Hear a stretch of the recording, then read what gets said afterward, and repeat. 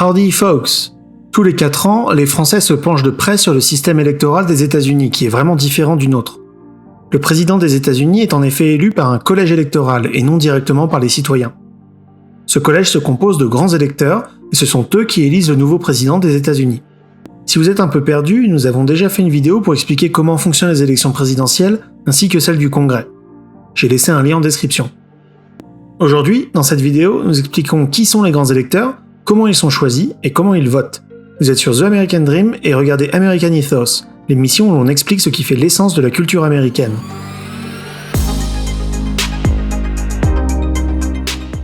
Le collège électoral est bien entendu représentatif de la culture américaine.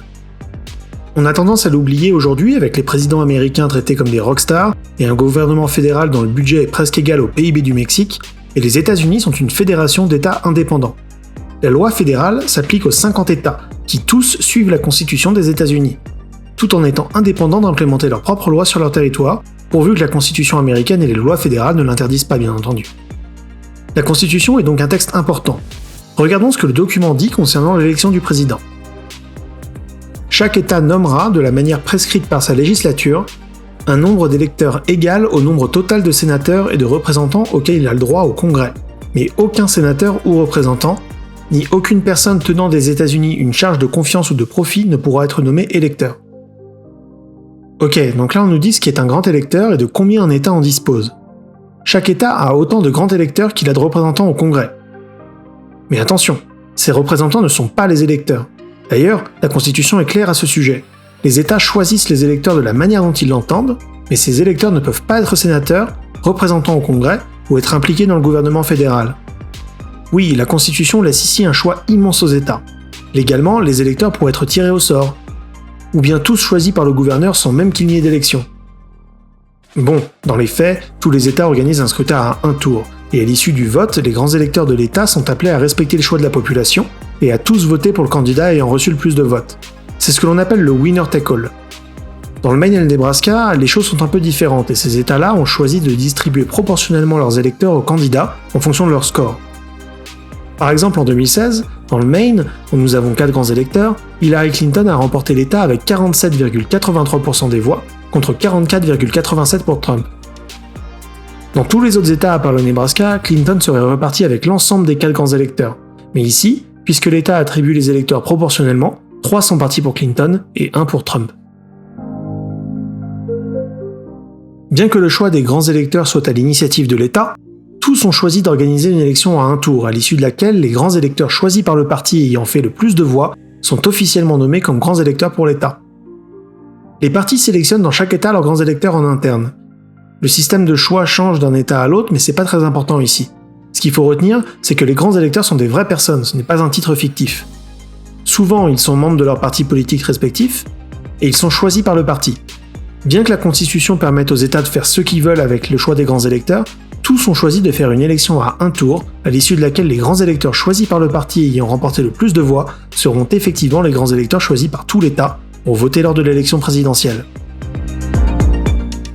Un peu plus loin dans la Constitution, on nous dit comment est organisé ce vote des grands électeurs. Intéressons-nous donc à ça. La Constitution originale a été modifiée en 1803 pour résoudre un problème que présentait le premier système électoral mis en place. Si le sujet vous intéresse, j'ai laissé un lien en description vers une de mes vidéos qui explique pourquoi le système a dû être changé. Le 12e amendement décrit donc le système en vigueur aujourd'hui. Voilà ce qu'on peut y lire. Les grands électeurs se réuniront dans leurs États respectifs et voteront à bulletin secret pour le président et le vice-président. Ils établiront des listes avec le nombre de suffrages que chacun d'eux aura obtenu. Ces listes seront signées et certifiées, puis transmises scellées au siège du gouvernement des États-Unis, adressé au président du Sénat. Les grands électeurs votent donc à bulletin secret dans leurs États respectifs. Rappelez-vous qu'en 1803, il était hors de question d'aller prendre son cheval pour se rendre au Congrès juste pour un vote. Les résultats de chaque État sont ensuite envoyés au Sénat, qui opère alors un décompte officiel.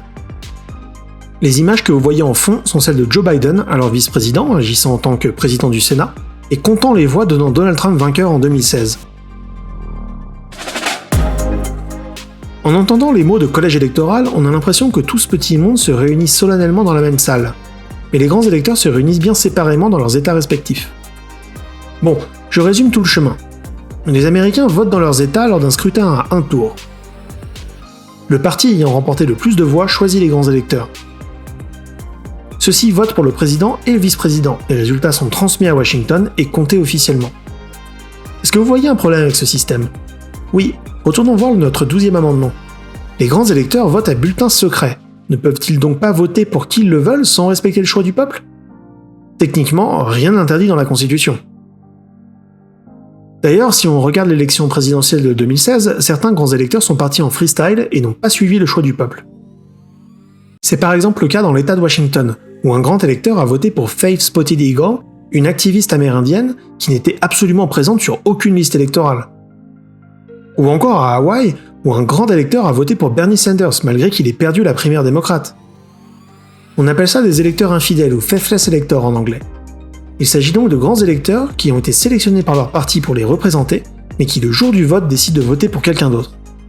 Il est important de noter que 2016 était une année assez exceptionnelle en termes d'électeurs infidèles. D'ailleurs, à partir de 2016, une série d'États se met à punir d'amende les électeurs infidèles. Voici la liste des États qui punissent d'une façon ou d'une autre les faithless electors. Je vais aussi noter que ces électeurs infidèles n'ont jamais changé le cours d'une élection présidentielle et agissent souvent pour faire un vote de défiance ou bien, on doit le dire, juste se faire remarquer. Maintenant qu'on y voit un peu plus clair sur qui sont ces grands électeurs et comment ils votent, vous devez bien vous poser une question. Surtout si vous regardez cette vidéo la semaine de sa sortie sur fond d'élection de 2020. La question est, que se passe-t-il si les États ne sont pas d'accord sur qui a remporté l'élection ? La situation est arrivée en 1876. Quelques années après la fin de la guerre civile, l'élection présidentielle dans beaucoup d'États est ponctuée d'accusations de fraude. En Caroline du Sud, 101% des votants sur les listes électorales avaient voté. C'était en 1876, comme quoi il y a bien souvent rien de nouveau en politique. À l'époque, nous retrouvons nos deux partis, démocrates et républicains comme aujourd'hui, et chacun est convaincu d'avoir remporté l'élection. Les grands électeurs des deux camps envoient alors une liste au président du Sénat, qui se retrouve avec un double d'enveloppe pour certains États. Mais laquelle ouvrir ? Afin de résoudre le conflit, le Sénat a mis en place une commission électorale temporaire la plus indépendante possible. Cette commission a fini par donner raison au candidat républicain, qui deviendra le 19e président des États-Unis. Quoi qu'il arrive, si le Congrès ou l'éventuelle commission mise en place n'arrive pas à choisir un président d'ici le 20 janvier, le président et vice-président sortants quittent leurs fonctions et le président de la Chambre des représentants devient le président par intérim le temps que l'élection soit résolue. Encore une fois, regardez la vidéo sur qu'est-ce qui se passe en cas d'égalité, c'est exactement la même procédure. Rien dans la Constitution américaine n'appelle à un revote en cas de conflit, c'est au Congrès de résoudre le problème. Afin d'éviter ce scénario cauchemar, le Congrès passe en 1887 le Electoral Count Act. Ce texte est considéré par beaucoup comme un texte ouvert à toutes les mauvaises interprétations, et c'est pourtant ce qui régit la soumission des votes des grands électeurs encore aujourd'hui. L'Electoral Count Act définit que les votes des grands électeurs doivent être validés par le gouverneur de chaque État avant soumission. Ceci évite que deux listes de grands électeurs concurrentes soient envoyées en même temps, à moins que le gouverneur ait une double personnalité sévère. Le texte précise aussi que les résultats du vote des grands électeurs doivent être envoyés au maximum 41 jours après l'élection. Ça tombe donc le 14 décembre avec l'élection de 2020. Si aucun vote n'est envoyé, alors l'État ne participe tout simplement pas à l'élection du président. La lecture des votes arrive alors au Sénat comme prévu par la Constitution, et comme prévu par la Constitution, le candidat ayant reçu la majorité des grands électeurs devient alors président. La Constitution suggère que le nombre total de grands électeurs possibles dans l'Union n'a pas d'importance, et que ce qui compte c'est de remporter la majorité des grands électeurs ayant voté. Il y a donc une possibilité de remporter une élection avec moins de 270 grands électeurs, si certains États ne présentent pas grand électeur. Je note ici que certains experts en droit constitutionnel diffèrent avec l'interprétation de cette question, et j'ai laissé un lien en description si vous souhaitez creuser. Quoi qu'il en soit, cette exception n'est jamais arrivée dans l'histoire de la République. Et nul doute que si ce cas survenait, ce serait à la Cour suprême de trancher. Afin de compliquer encore bien les choses, en 2020, la Cour suprême a précisé que la législature de chaque État, c'est-à-dire le Congrès à l'intérieur des États, oui, rappelez-vous que les États-Unis sont une fédération d'États, bref, cette législature d'État peut reprendre le pouvoir de choisir les grands électeurs à n'importe quel moment. Oui, les États peuvent techniquement ignorer le vote du peuple même après l'élection et choisir des grands électeurs qui voteront d'une certaine manière. Ceci n'est bien sûr jamais arrivé dans l'histoire du pays. Je sais que l'on est en pleine élection de 2020 et que beaucoup de choses que j'évoque dans cette vidéo risquent plus que jamais de se produire. Rendez-vous dans la vidéo de demain matin pour connaître ma projection sur ce qui pourrait se passer en utilisant les données de l'élection 2020 que l'on connaît à ce jour.